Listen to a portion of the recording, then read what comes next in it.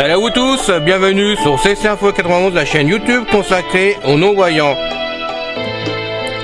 Présenté par Alain Leclerc, avec Pascal Cusson. Musique de notre ami José Licenciato, qui nous l'offre gratuitement la musique, merci à lui. Soyez tous et bienvenus sur la chaîne.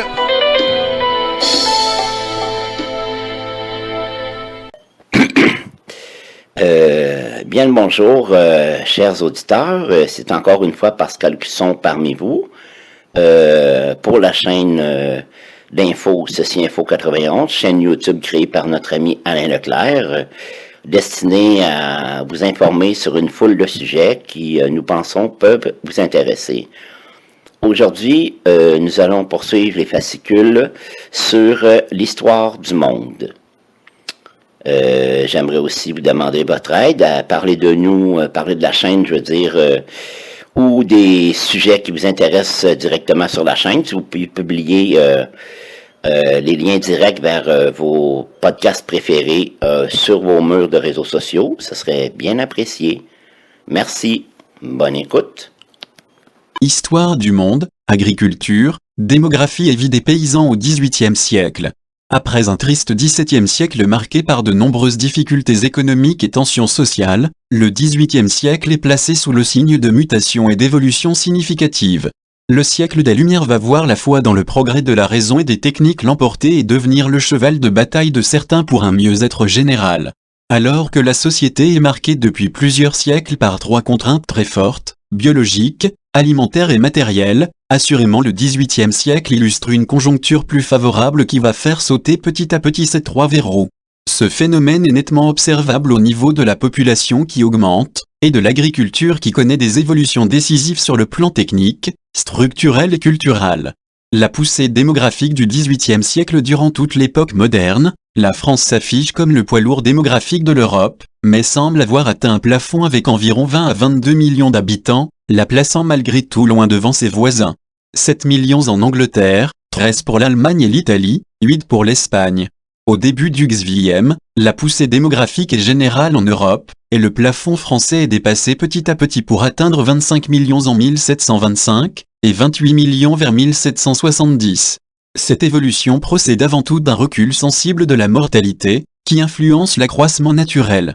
L'Ancien Régime se caractérise par un régime démographique traditionnel, avec une natalité importante, 40 pour 1000, cruellement régulé par une mortalité importante, 30 pour 1000, surtout chez les jeunes enfants, 1 sur 2 n'atteint pas l'âge adulte, il faut 2 enfants pour faire un homme, l'espérance de vie n'excède pas 30 ans, et au final la population augmente peu. Dès le XVIIIe, la tendance s'inverse légèrement, la mortalité recule, surtout celle des enfants, la natalité reste aussi forte, augmentant ainsi le nombre des hommes. Ce recul de la mortalité s'explique en grande partie par une amélioration globale des conditions biologiques. Les trois cavaliers de l'apocalypse que sont les épidémies, la famine et la guerre, à l'origine de crises démographiques aiguës, sont moins présents. La crise d'Ancien Régime est caractérisée par un schéma récurrent, de mauvaises conditions météorologiques débouchent sur de mauvaises récoltes qui font augmenter le prix du grain. Le revenu paysan est alors essentiellement destiné à l'achat de pain et devient rapidement insuffisant face à la montée des prix dont le paroxysme se situe durant la soudure, période précédant les récoltes où le grain devient plus rare.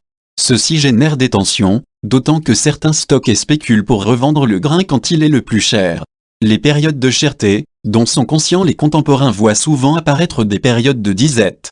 On ne peut plus se nourrir, non pas par manque de nourriture, mais parce qu'elle est devenue trop chère. On souffre de la faim par manque de moyens, et on meurt souvent après avoir mangé des repas infects, pain de son, soupe d'ortie, viscères de bestiaux récupérés aux abattoirs. Emmanuel Leroy-Ladurie explique que l'on meurt principalement de maladies digestives à cause d'aliments avariés. Le corollaire de cet affaiblissement général des organismes est l'apparition d'épidémies mortelles décimant parfois des villages entiers, peste, variole, faisant des ravages sur les plus faibles, jeunes enfants et vieillards, et la mortalité s'envole comme à Marseille en 1750 où une épidémie de peste emporte 50 000 personnes. Une alimentation plus variée et régulière au XVIIIe siècle met fin petit à petit à ces épisodes catastrophiques. La situation climatique devient plus clémente par rapport au siècle précédent, le petit âge glaciaire, les mauvaises récoltes se font plus rares. L'introduction de la pomme de terre et du maïs, 5 fois plus nourrissant que le blé, ainsi que le développement des cultures maraîchères permet aux organismes de mieux résister aux épidémies, aux carences très fréquentes et symptomatiques, gros ventre, problèmes de dents. Les gens sont globalement mieux nourris et en meilleure santé. Une certaine avancée de l'hygiène élémentaire conduit à préserver la santé des plus jeunes et des mères. Souvent les paysans vivent avec leurs bêtes, le fumier à leur porte contamine souvent l'eau du puits. Des progrès significatifs sont enregistrés lors de l'accouchement, qui était jusque-là l'apanage de matrones au savoir empirique, peu regardantes quant à l'hygiène. Les accouchements médicalisés font leur apparition avec un environnement technique plus élaboré, un personnel formé. Citons l'exemple de MME de Coudray, sage-femme, qui obtient un brevet royal en 1756 l'autorisant à enseigner l'art de l'accouchement en province, ou l'accoucheur moquet de la mode qui fait paraître en 1715 un traité des accouchements naturels et contre nature.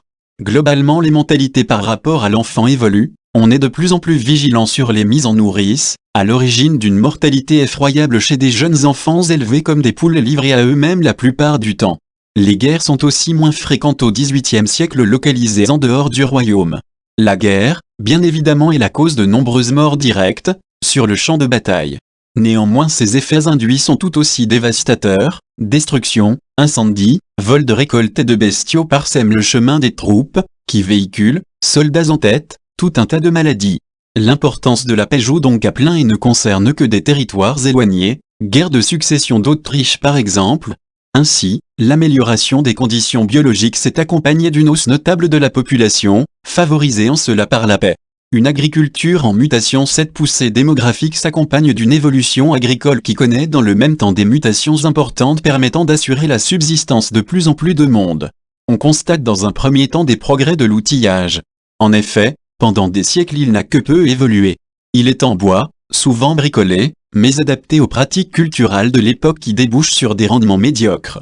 Cependant le système technique évolue. Cette notion présentée par Bertrand Gilles décrit un ensemble cohérent de technologies constituant un stade identifiable de l'évolution des techniques et d'un système social correspondant. L'outillage paysan s'améliore, les revenus sont plus conséquents. Ainsi se développe la charrue avec plus de fer, un troisième cheval d'attelage est ajouté pour effectuer des labours plus profonds. La faux remplace progressivement la faucille. Les systèmes d'assolement, contraignants car ils imposent un respect des rythmes de culture et des périodes de jachère, évoluent à leur tour.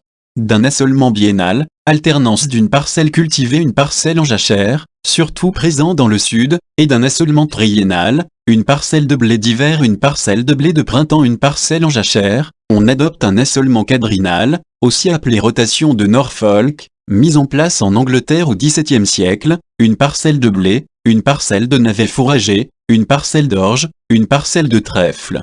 Cet assolement présente l'avantage de supprimer la jachère et de favoriser l'élevage, qui peut être sur les parcelles de trèfle, plante qui permet un apport en azote beaucoup plus efficace que la traditionnelle fumure avec des cendres et du fumier.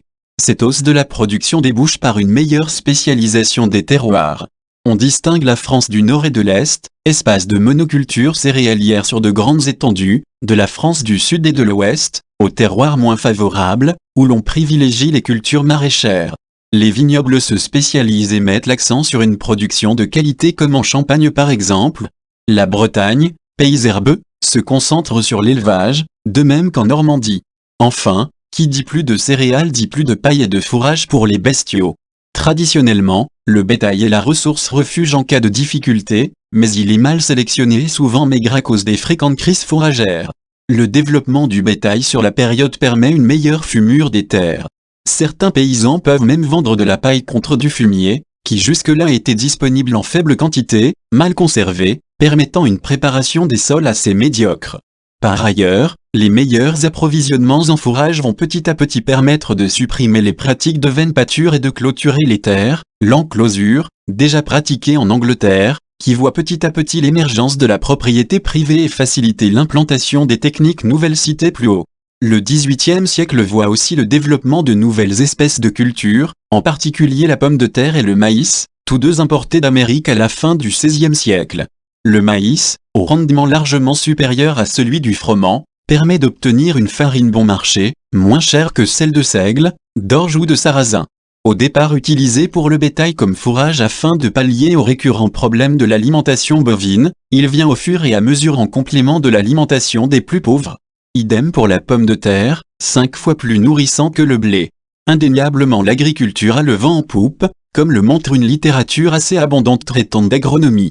Sous l'impulsion des Lumières et la pensée des physiocrates vers 1750, dont le chef de file François Quesnay met en avant l'importance de l'agriculture, seule branche jugée productrice de l'économie.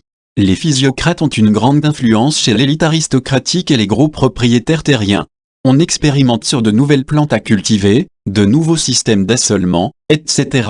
Par exemple, Lavoisier, chimiste, académicien et fermier général, est très investi dans cette démarche.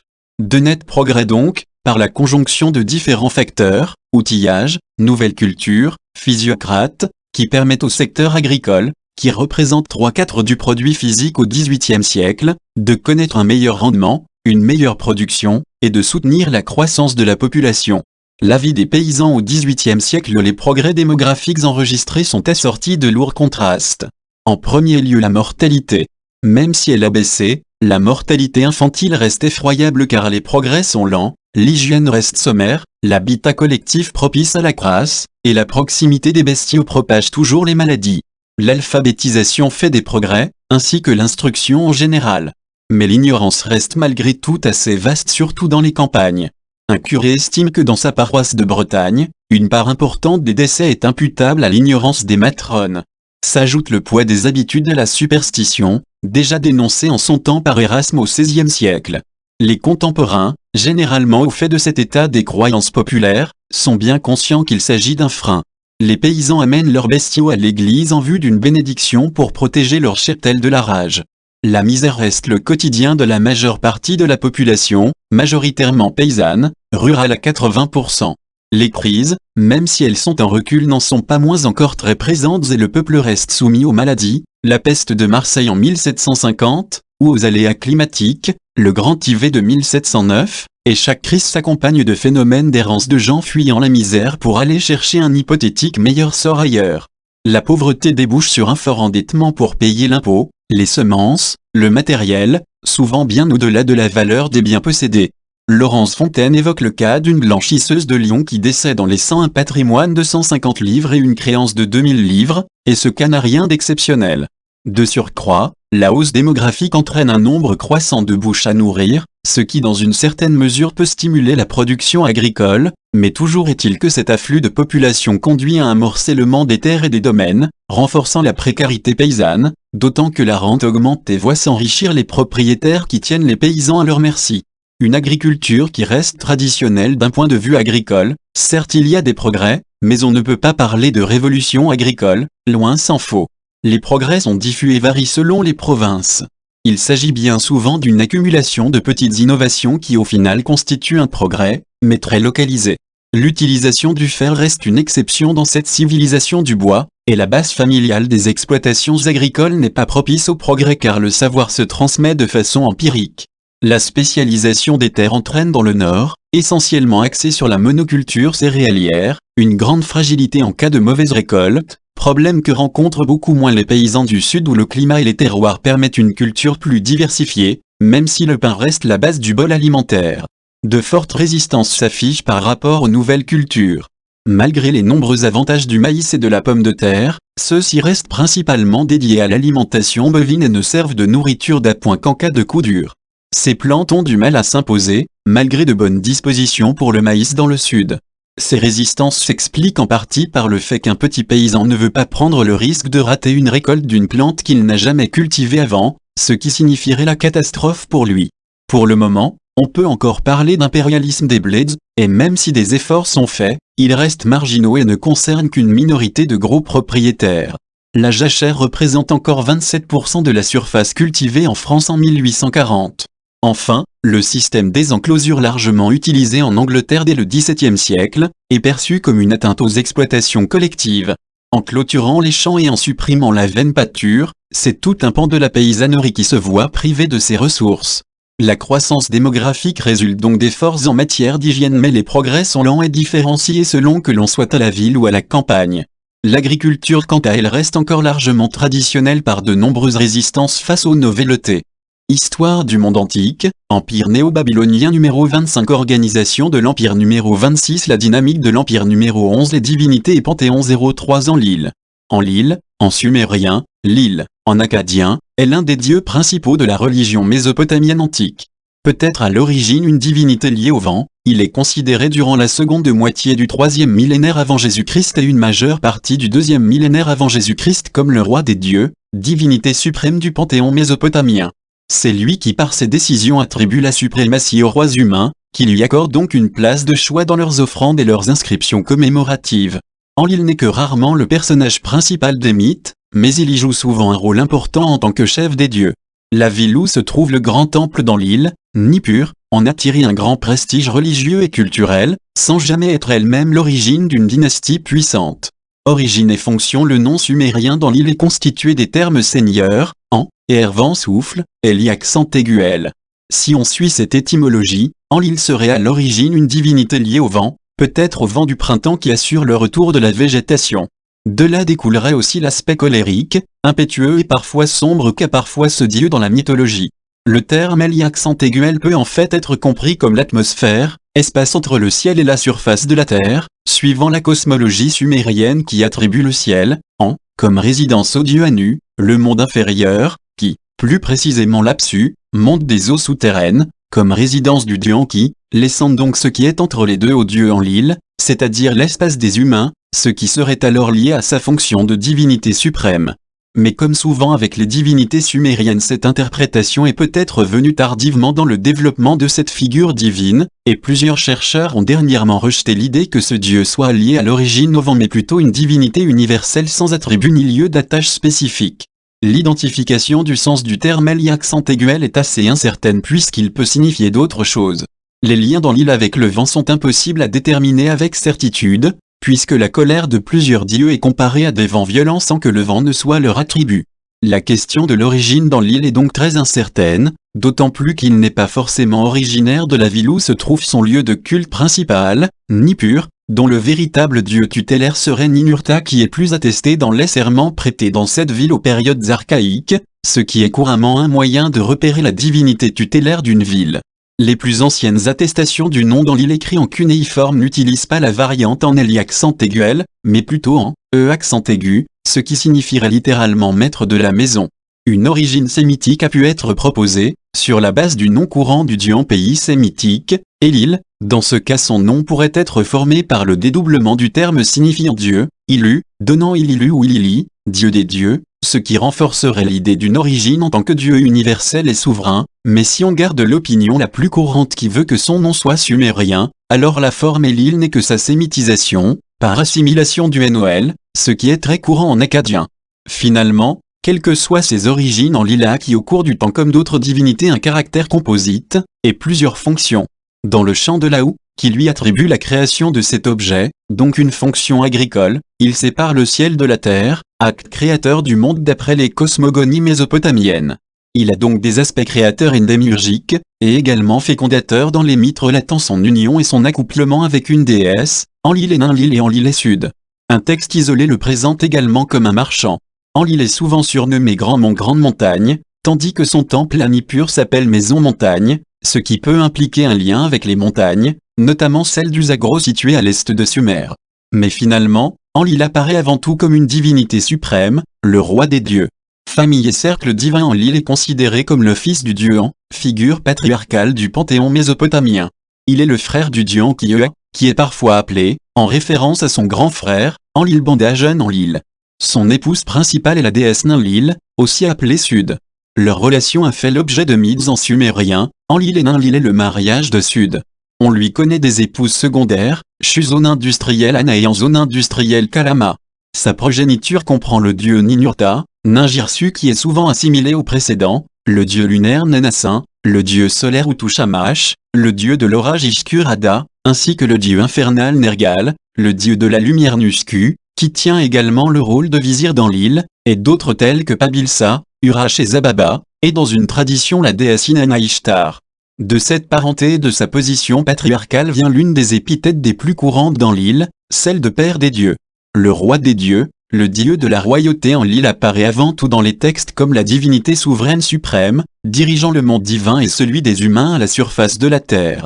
Roi des dieux, il exerce par extension son autorité sur l'ensemble de l'existence.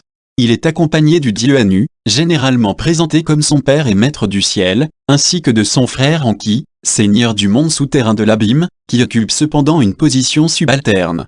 Selon Jean Bottero, ce dernier fait figure de conseiller d'Enlil. Ces trois divinités forment la triade du panthéon mésopotamien telle qu'elle est connue pour la période de 2500 à 1100 avant Jésus-Christ. Un bel hymne à Enlil, ou Enlil dans les cures, car il célèbre le dieu et son sanctuaire, en sumérien, décrit les fonctions et la place d'Enlil dans le cosmos, en commençant par son rôle de souverain et de maître des destinées. Début de citation. Enlil, son autorité porte loin, sa parole est sublime et sainte. Ce qu'il décide est imprescriptible, il assigne à jamais les destinées des êtres. Ses yeux scrutent la terre entière, et son éclat pénètre au fin fond du pays. Lorsque le vénérable Enlil s'installe en majesté sur son trône sacré et sublime, lorsqu'il exerce à la perfection ses pouvoirs de seigneur et de roi, spontanément les autres dieux se prosternent devant lui et obéissent sans discuter à ses ordres. Il est le grand et puissant souverain, qui domine le ciel et la terre, qui sait tout et comprend tout. Hymne à Enlil, ligne 1 à 12, 11. Fin de la citation. De façon originale et intéressante, l'hymne à Enlil explique ensuite que le monde tel qu'il est n'existerait pas en l'absence de cette divinité suprême car il serait désordonné, n'aurait aucun des cadres nécessaires à l'épanouissement de la civilisation. Début de citation. Sans Enlil la grande montagne, aucune ville n'aurait été construite, aucun habitat n'aurait été érigé, aucun enclos à bétail n'aurait été construit, aucune bergerie n'aurait été établie, aucun roi n'aurait été élevé, aucun seigneur ne serait né, aucun grand prêtre ou grande prêtresse n'accomplirait l'extis piscine, les soldats n'auraient pas de généraux ou capitaines. Hymne à Enlil, ligne 109 à 114. Fin de citation. Plus loin encore c'est la puissance de la parole du Dieu, donc de ses décisions, qui est louée. Début de citation. Tu es, ô accent circonflexe Enlil, un seigneur, un dieu, un roi. Tu es le juge qui prend les décisions pour le ciel et la terre. Ta parole élevée est lourde comme le ciel, et il n'y a personne qui puisse la soulever. Les dieux Hanuna, à ta parole. Ta parole est lourde au ciel, une fondation sur la terre. Quand elle concerne les cieux, elle apporte l'abondance va se déverser depuis les cieux. Quand elle concerne la terre, elle apporte la prospérité, la terre produira la prospérité. Hymne à Enlil, ligne 139 à 149. Fin de citation. La primauté dans le monde divin est l'élément le plus caractéristique d'Enlil dans les textes mythologiques, où il est rarement le personnage principal mais joue toujours un rôle en tant que roi des dieux. Plusieurs récits évoquent les voyages qu'effectuent d'autres dieux sumériens, Enki, Nana et Pabilsa, qui viennent rendre visite à Enlil dans sa ville de Nippur pour lui rendre hommage, récits qui sont peut-être liés à des rituels ayant effectivement lieu. Paradoxalement, l'un des seuls mythes dont il est l'acteur principal, l'atypique Enlil et Ninlil, souligne les limites de son pouvoir, il viole la déesse Ninlil, et se retrouve condamné à l'exil par les autres dieux en raison de son péché qui le frappe d'impureté, sans remettre en cause sa primauté. 16. On a souvent souligné son caractère particulièrement impétueux voire violent dans ses mythes. Dans les différentes versions du déluge mésopotamien, Atrahasie, Genèse d'Éridu, épopée de Gilgamesh, il déclenche le fléau qui supprime quasiment tous les humains. Mais à l'inverse d'autres textes non mythologiques, hymnes et prières, mettent en avant son aspect bienveillant. Enlil est en fait le propriétaire des tablettes du destin grâce auxquelles il préside aux destinées du monde. 17. Le mythe d'Enzu relate comment le démon Enzu a dérobé ses tablettes à Enlil alors qu'il se baignait, et comment Ninurta réussit à le vaincre pour les restituer à leur propriétaire. La position dominante d'Enlil se retrouve dans les textes officiels dès l'époque des dynasties archaïques, comme à Lagash, ainsi l'inscription du cône dans Metena, vers 2400 avant Jésus-Christ, évoquant le triomphe de Lagash sur sa rivale Uma, la transpose en termes théologiques comme la victoire du grand dieu de la première, Ningirsu, mais fait clairement de celui-ci le subordonné d'Enlil, qui tranche en dernier lieu les conflits entre les cités, donc les dieux, du pays de Sumer. Début de citation. Enlil, roi de tous les pays, père de tous les dieux, en son décret inébranlable, avait délimité la frontière entre Ningirsu, le dieu de Lagash, et Shara, le dieu d'Uma. Musilim, roi de Kish, la traça sous l'inspiration du dieu Ishtaran et érigea une stèle en ce lieu. Mesush, l'ancien d'Uma, violant à la fois la décision divine et la promesse humaine, arracha la stèle de la frontière et pénétra dans le district de la plaine de Lagash. Alors Ningirsu, le champion d'Enlil, suivant la prescription de ce dernier, déclara la guerre aux gens du mât. Sur l'ordre d'Enlil, il jeta sur eux le grand filet établi dans le district de la plaine les tumuli funéraires, honorant ses morts. Extrait du cône d'Ammetena. Fin de citation. Enlil peut avoir un rôle bénéfique pour les humains ou bien châtier ceux qui lui ont déplu. Cela explique son aspect destructeur. Dans le récit de la malédiction d'Aka, il se venge de l'impiété du roi Naram Sindaka qui a détruit son grand temple Lécure en envoyant contre lui les hordes de barbares Guti qui détruisent son royaume. Début de citation.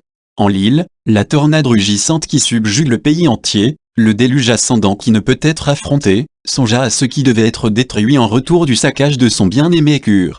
Enlil fit sortir des montagnes ceux qui ne ressemblent à aucun autre peuple, qui ne font pas partie du pays, de Sumer, les Guti, un peuple qui n'a pas de morale, qui a un esprit humain mais des instincts canins et des traits simiesques. Comme des oiseaux ils ont fondu sur le sol en grande nuée. À cause d'Enlil, ils ont étendu leurs bras sur la plaine comme un filet pour animaux. Rien n'échappait à leur étreinte, personne ne se soustrayait à leur prise. Malédiction d'Aka, version paléo-babylonienne, lignes 149 à 161. Fin de citation. Pareillement, la lamentation sur la chute de Sumer et d'Ur explique la fin de la troisième dynastie d'Ur par la perte de l'appui d'Enlil. Ce dieu préside donc aux destinées de l'humanité, et plus précisément des royaumes qui suivant l'idéologie mésopotamienne exercent leur suprématie durant une période donnée. Il donne et retire au roi le pouvoir de diriger, et c'est pour cela qu'il est particulièrement important dans l'idéologie royale mésopotamienne, ce qui lui vaut de figurer au premier rang dans les inscriptions commémorant les accomplissements cultuels des rois, construction de temples et offrandes. Le pouvoir suprême d'Enlil est tellement attaché à sa personne que les Mésopotamiens ont construit un terme à partir du nom du dieu pour le désigner, Eliltu, ou Ililtu, et Elilatu quand il s'agit d'une déesse. Ce terme peut donc se traduire par pouvoir d'Enlil ou bien suprématie divine. Plusieurs textes commémorant d'autres dieux leur confèrent ce pouvoir, ce qui signifie que dans l'esprit de leur rédacteur le pouvoir suprême qu'exerçait Enlil leur a été transféré. Cela concerne particulièrement Mardu, le dieu de Babylone qui a supplanté Enlil en tant que divinité suprême de la basse Mésopotamie dans le courant de la fin du 2e millénaire avant Jésus-Christ, ce qui est commémoré par l'épopée de la création décrivant l'ascension du dieu babylonien et la façon dont il reprend en fin de compte les caractéristiques d'Enlil. Lors de la fête babylonienne du Nouvel An, le trône d'Enlil était voilé pour signifier la perte de sa supériorité. En effet, il est possible de déceler une présence d'Enlil en Haute-Mésopotamie, en particulier durant le règne de Sensi-Adu, vers 1815-1775, qui nomme sa capitale Shuba-Enlil, résidence d'Enlil et transforme le grand sanctuaire d'Assur en sanctuaire d'Enlil. Néanmoins il y rencontre les dieux souverains locaux. La divinité majeure qui s'apparente le plus à Enlil dans ces régions est le dieu Dagan, dans la cité d'Assur et en Assyrie, c'est le dieu Assur qui reprend plusieurs de ses traits, ils sont fusionnés dans une figure appelée Enlil assyrien, Enlil Assuru, dans une inscription et son grand sanctuaire devient une réplique de celui de Nippur, puis il prend ensuite un statut de dieu suprême similaire à celui de Mardu. Dans les Mitourites, découverts dans la capitale hittite, Hattusa, Enlil apparaît sous le nom Elel et fait partie du groupe des divinités primordiales chassées par la jeune génération divine, menée par le dieu de l'orage et de la souveraineté, Teshub. Nippur et Lécure, résidence terrestre dans l'île qu'il en soit ou non la divinité tutélaire à l'origine, dans les sources textuelles dont on dispose il est manifeste que Nippur, sumérien Nibru, aujourd'hui le site de Nufar, est la ville d'Enlil, à partir du début du 2e millénaire avant Jésus-Christ, son nom est d'ailleurs souvent écrit par le logogramme Enlil qui, ce qui peut être lu ville d'Enlil, 26. Le grand temple d'Enlil dans cette cité est appelé Kur, maison montagne, accent aigu Kur. Suivant les conceptions religieuses mésopotamiennes reflétées par son nom cérémoniel, il est conçu comme étant la résidence terrestre du dieu, dont la présence est attestée par sa statue de culte qui est centrale dans le culte. L'origine de Lécure est difficile à déterminer. Il pourrait avoir été construit dans le courant de la première moitié du 3e millénaire avant Jésus-Christ, les plus anciens travaux connus ayant été accomplis sous le patronage du roi Mezanepada d'Ur vers le milieu de ce millénaire, période pour laquelle on sait par les tablettes exhumées à Phara et Abu Salabi qu'Enlil figure déjà parmi les grandes divinités de basse Mésopotamie. Ce sanctuaire devient progressivement l'un des plus importants de cette région, voire le plus important, les cités sumériennes ayant peut-être organisé l'approvisionnement de son culte de façon collective sous une forme d'amphictyonie. Les prêtres de Lécure commencent à mettre au point une théologie propre à leur ville dans laquelle Enlil occupe une place majeure, et à la fin de la période des dynasties archaïques, c'est 2400 avant Jésus-Christ, elle atteint un stade de prééminence. Sous l'empire d'Aka qui exerce ensuite son hégémonie sur la Mésopotamie, l'Écure reçoit l'attention des souverains qui font reposer leur légitimité sur le fait qu'ils sont les élus dans l'île. C'est en particulier le cas Naram-Sin, qui fait reconstruire le temple, comme nous l'apprennent les tablettes de cette période, il fait notamment réaliser une porte monumentale à la décoration somptueuse, avec des statues et ornements en cuivre, or et argent. Le reste de la documentation de cette période concerne la gestion du sanctuaire et de son vaste domaine, qui est séparé de celle du reste de la ville de Nippur. La tradition mésopotamienne postérieure, celle de la malédiction d'Aka déjà évoquée, considère au contraire que ce roi a détruit ce temple. C'est sous la troisième dynastie d'Ur, c'est 2112-2004 avant Jésus-Christ, que la prééminence de l'Écure sur les autres grands sanctuaires sumériens est incontestée. Ur-Nammu fait à son tour agrandir le sanctuaire, et y fait construire une ziggurat, nommée Maison Lien du ciel et de la terre, accent aigu du Ranki. Le sanctuaire dans l'île est alors regroupé dans une enceinte sacrée organisée autour de deux grandes cours, la première comprenant une chapelle, la seconde cour comprenant la ziggurat et un petit édifice destiné à la préparation des offrandes alimentaires, appelé temple cuisine. L'emplacement exact de la chapelle abritant la statue de culte dans l'île n'est pas clair, elle se trouvait peut-être dans le temple construit au sommet de la ziggurat. Le rôle cosmique du sanctuaire est célébré dans l'hymne En l'île dans l'Écure, début de citation. En l'île, quand tu as délimité les espaces sacrés, tu as aussi construit Nippur, ta propre ville. Tu, le Kiur, la montagne, ton lieu pur. Tu y as fondé le Duranki, au milieu des quatre rives de la terre. Son sol est la vie du pays, de Sumer, et la vie de tous les pays étrangers. Ses briques sont d'un rouge brillant, ses fondations sont en lapis lazuli.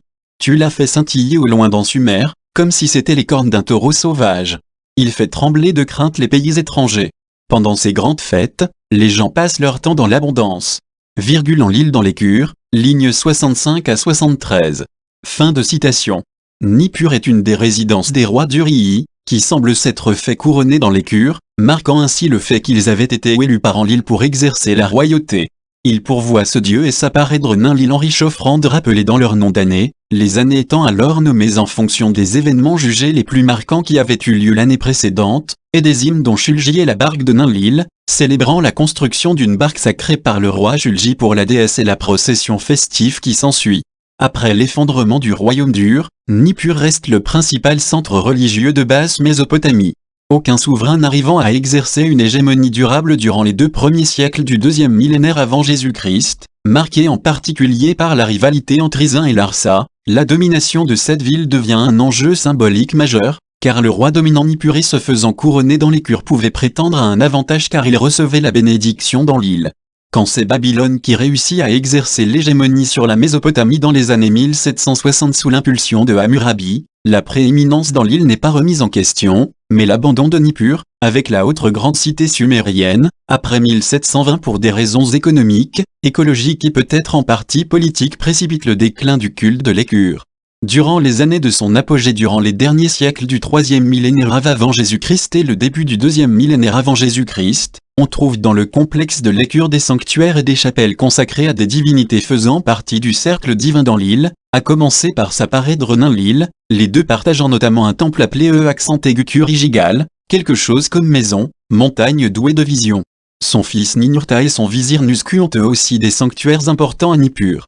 L'Écure comprend également d'autres aspects du dieu, liés à un sanctuaire secondaire, Enlil Kurijigala et Enlil Rumaanki. Des noms d'années des souverains d'Isin commémorent également des symboles étendards du dieu qui sont divinisés, Enlil Adani, Enlil Aimon Secours et Enlil Mesa, 7. L'Écure est alors dirigée par un clergé particulièrement influent dont les écrits ont souvent triomphé sur les théologies des autres grands centres religieux sumériens, Nippur étant alors un centre intellectuel et scolaire de premier plan qui a exercé une influence considérable sur la tradition religieuse et les traits mésopotamiennes. Le personnel cultuel dans l'île est dirigé par un grand prêtre ou prêtresse, suivi par un autre personnage important au rôle mal déterminé, le lagar. Plusieurs spécialistes du culte viennent ensuite, notamment ceux chargés des rituels d'offrande aux statues de culte symbolisant la présence réelle de divinités dans le temple, les purificateurs, Isib, qui assurent la pureté de la statue et des objets des dieux, trône, bateau, etc., les spécialistes des offrandes alimentaires et prières, nus, les personnes préposées aux vêtements et rites de lustration, gudu. L'administration du temple, notamment la gestion de son vaste domaine agricole, était placée sous la responsabilité d'un grand administrateur, Sangha, qui semble avoir disposé d'une relative autonomie par rapport au gouverneur de Nippur. Le culte de l'écure reprend sous la domination des rois kassites de Babylone après 1400 avant Jésus-Christ, période durant laquelle il perd peu à peu sa prééminence face à Marduk. Il n'empêche que Nippur reste une cité prospère et l'écure avec elle, et reste un des principaux lieux de culte du sud mésopotamien durant le millénaire suivant. Aux époques néo-babyloniennes, 626 à 539 avant Jésus-Christ, et perse, 539 à 331 avant Jésus-Christ, l'administration de l'écure, dirigée par une assemblée collégiale de prêtres, centralise même le culte des autres temples de Nippur. Le fonctionnement du culte est attesté jusqu'au IIe siècle avant Jésus-Christ sous la domination des Séleucides, après quoi l'écure connaît un déclin, que ne partage pas Nippur qui au contraire est en phase de croissance durant les premiers siècles de notre ère. C'est sous les Parthes, 125 avant Jésus-Christ jusqu'en 224 après Jésus-Christ, que la fin de ce sanctuaire est entérinée par l'érection d'une forteresse sur ses ruines. Fin du podcast. J'espère que cette écoute vous a plu. Alors, jusqu'à la prochaine fois, prenez bien soin de vous. Bye bye. Ciao. C'est fini les amis. Merci d'être passé sur la chaîne. Je vous dis à bientôt avec Pascal. Pensez à vous abonner, c'est important pour